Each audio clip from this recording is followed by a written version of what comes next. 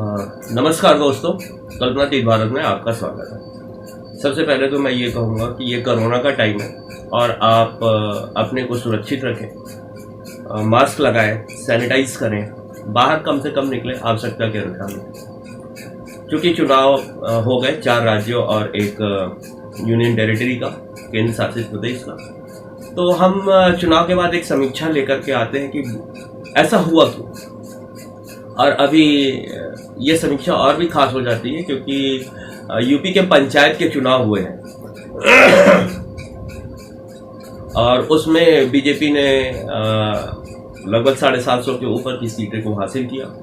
सपा ने भी neck to neck fight दी, कांग्रेस ने भी अच्छा प्रदर्शन किया और बसपा ने भी अच्छा प्रदर्शन किया। जहां एक तरफ लोग मान रहे थे कि बसपा खत्म हो रही है, तो इस चुनाव से लगता है कि नहीं, अभी भी गांव में बसपा बसती है। सबसे चौंका देने वाली बात है, इस पॉलिटिकल समीक्षा में हम बात करेंगे।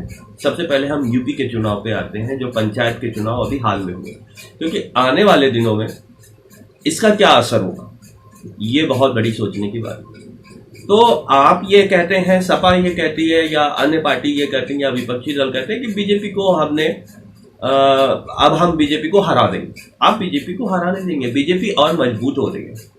आप ये मान करके चलिए कि अगर पंचायत के चुनाव में 800 के आंकड़े के आसपास पहुंचती है बीजेपी, इसका मतलब साफ दिखाई देता है कि गांव में बीजेपी आ चुकी है। क्योंकि जब विधानसभा के चुनाव होंगे तो वहां नगरीय वोट भी पड़ेंगे।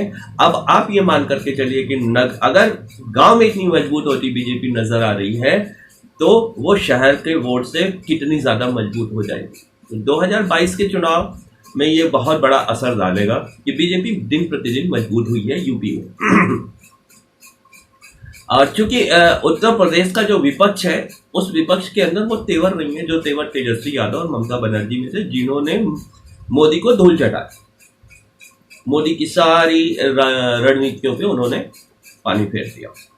बिहार में भी चुनाव पे हमने समीक्षा करी थी और हमने बताया था कि बिहार का चुनाव क्यों हारा महागठबंधन, अब बीजेपी क्यों जीती। ऐसे ही हम बता रहे हैं कि यूपी का जो ये पंचायत के चुनाव हुए, इस पंचायत का चुनाव का बड़ा बीजेपी को बहुत पॉजिटिव में लेना चाहिए, क्योंकि बीजेपी ने यहाँ अच्छा किया है, उसने गांव में पकड़ मजबूत करी। अब बात आते हैं, एक बहुत बड़ा चुनाव हुआ जो 4 राज्यों और एक केंद्र शासित प्रदेश में, जिसमें सबका ध्यान तमिलनाडु पे नहीं था, केरला पे नहीं था, असम में नहीं था, पांडिचेरी में नहीं था, सबका ध्यान कहा था वेस्ट बंगाल में। तो जो वेस्ट बंगाल का चुनाव आया, वो वेस्ट बंगाल के चुनाव में दीदी ने पिछली बार से ज्यादा सीटों को ले आई। तो अब सोचने की ये बात है कि वेस्ट बंगाल का पूरा चुनाव हिंदुत्व के ऊपर घूमा। तो क्या ये माना जाए, आपने सारी वीडियोस देखी, तो क्या ये माना जाए कि ये जो वेस्ट बंगाल का चुनाव हुआ, ये चुनाव में हिंदुत्व हारा है और सेकुलरिज्म जीता है। डेमोक्रेसी के लिए बहुत अच्छी चीज है कि सेकुलरिज्म की जीत हुई है, ना कि किसी एक धर्म की जीत हुई। दूसरी चीज कि ममता बनर्जी जो पूरे वेस्ट बंगाल में चुनाव जीत रही होती है, नंदीग्राम से चुनाव हार जाती है। चलिए, जो भी मैटर है कि उनको मोबाइल पे मैसेज आ रहे हैं, जो कुछ भी आ रहे हैं, वो अलग मैटर है। लेकिन सोचने की ये बात है कि जहां पूरे पश्चिम बंगाल में ममता दीदी पिछली बार से ज्यादा सीटें ला रही हैं, वहीं नंदीग्राम से वो चुनाव हार रही हैं। तो ऐसा बात नहीं कि सिर्फ चेहरे पर ही चुनाव हुआ सेकुलरिज्म पे। और ये बहुत अच्छी चीज है भारत के लिए कि भारत का सेकुलरिज्म वापस आ रहा है। मेरी एक छोटी सी पॉलिटिकल समीक्षा थी, क्योंकि मुझे जहां तक ये लगता है कि बंगाल का चुनाव हिंदुज्म वर्सेस सेकुलरिज्म था और सेकुलरिज्म ने वहां हिंदुज्म को हरा दिया, जो देश के लिए बहुत है। क्योंकि भारत डाइवर्सिटी है, भारत के अंदर डाइवर्सिटी, यहाँ अलग अलग जाति, अलग अलग धर्म के लोग रहते हैं। इस हिसाब से सेकुलरिज्म को जीतना बहुत ही जरूरी है।